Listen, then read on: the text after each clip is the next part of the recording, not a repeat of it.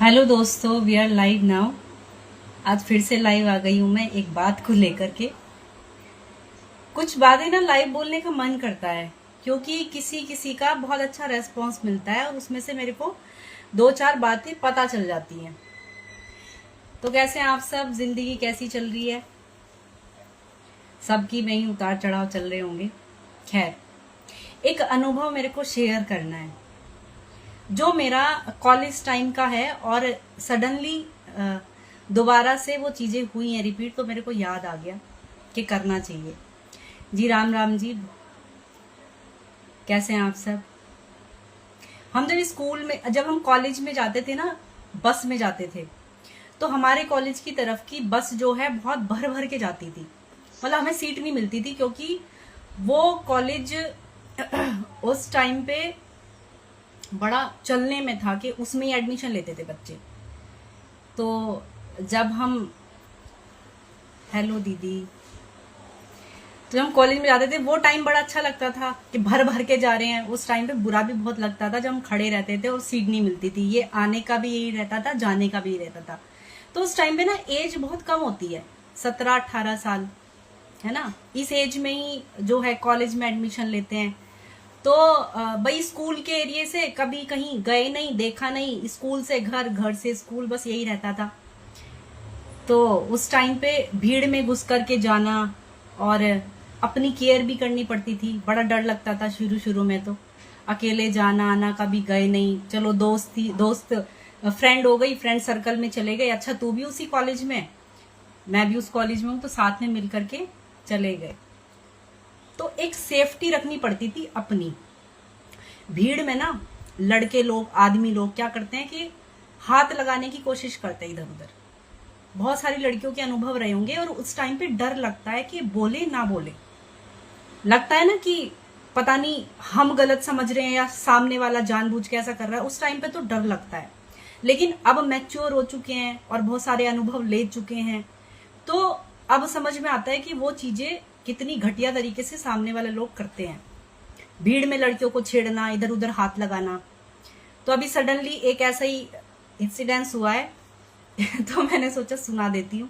बहुत सारी लड़कियों के साथ, छोटी छोटी लड़कियों के साथ ये होता है। हम तो फिर भी मैच्योर हैं कि एकदम से थप्पड़ मार दें या भिड़ जाएं, लेकिन बहुत सारी ऐसी छोटी लड़कियां होती हैं जो ये सब चीजें इग्नोर करती हैं या बचती हैं या डरती हैं। उनके लिए कहते हैं ना कि तुम क्यों आदमियों को कहती रहती हो, तुम क्यों आदमियों के पीछे पड़ी रहती हो, क्यों गलत सलत बोलती रहती हो। ऐसे नहीं बोलती हूं मैं।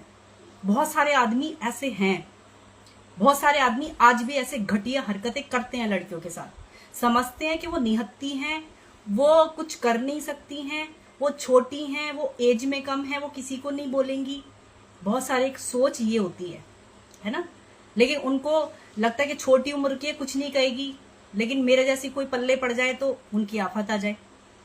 ऐसे ही फिर भीड़ में, अभी बस की बात है, तो एक अच्छा खासा एजुकेटेड बंदा लग रहा था, पढ़ा लिखा हट्टा कट्टा, क्योंकि थोड़ा हाव भाव से पता चल जाता है। और उसने सोचा कि बस में कुछ ध्यान नहीं जा रहा, भीड़ है, और लगा कि एज भी नहीं है ज्यादा, तो थोड़ी हरकतें कर ली जाए। मैं अपना अनुभव बता रही हूँ। मैंने ध्यान देना शुरू कर दिया। अब साथ में जो है सिस्टर थी, तो उसने सोचा कि बातों में लगी है, पता नहीं चलेगा, हाथ लगाने की कोशिश करना। ये इसलिए बता रही हूँ कि लड़कियों के साथ इतनी बुरी बुरी स्थिति होती है कि वो सहम जाती है, बोल नहीं पाती, कुछ कर नहीं पाती। मैंने वहीं से उसका हाथ पकड़ा और धमकाना शुरू कर दिया। फटाक से उतर के, गलती थी ना, फटाक से उतर के बस में से उतर के भाग गया। तो इतने सारे इंसिडेंट्स लड़कियों के साथ होते हैं और आज भी पढ़े लिखे आदमी लोग ये कर रहे हैं जानबूझ के। जिनके घरों में बेटियां हैं, जिनके घरों में बहनें हैं, जिनके घरों में पत्नी है ना, तो वो कर रहे हैं। वो ऐसे घटिया लोग जो अपने आप को एजुकेटेड कहते हैं, जो अपने आप को बहुत पढ़ा लिखा होशियार समझते हैं, वो ऐसे घटिया काम भी कर रहे हैं। कितनी लड़कियों को, मैं जब कोचिंग दिया करती थी बच्चियों को, या मेरे से तो छोटी होती है, या स्कूल में मैंने पढ़ाया, तो ये चीजें मैं कहीं ना कहीं उनको समझाने की कोशिश करती थी कि ऐसे इंसिडेंट्स होते हैं, ऐसे होता है। अब तो सभी बाहर पढ़ने जाने लगी, सभी स्कूल, अभी जो ट्यूशन भी लेती हैं तो थोड़ी दूरी पे लेती हैं कि ऑटो रिक्शा लेना पड़ता है। तो ये जो घटिया चीजें कर रहे हैं ना, ये इधर उधर हाथ लगाना, लड़कियों को औरतों को छेड़ना, ये सारी चीजें ये पढ़े लिखे लोग ज्यादा कर रहे हैं। मजदूर लोग जो कम पढ़े लिखे हैं, जो बेचारे गरीब हैं, वो फिर भी डरते हैं। ये सोचते हैं पढ़े लिखे कि हमारी तो पद पोजीशन है, अगर हमने ऐसा काम कर भी दिया तो हम तो बच जाएंगे पैसे देके। लेकिन कोई अगर ढंग की हाथ लग जाती है ना इनके, तो इन्हें पता चलता है।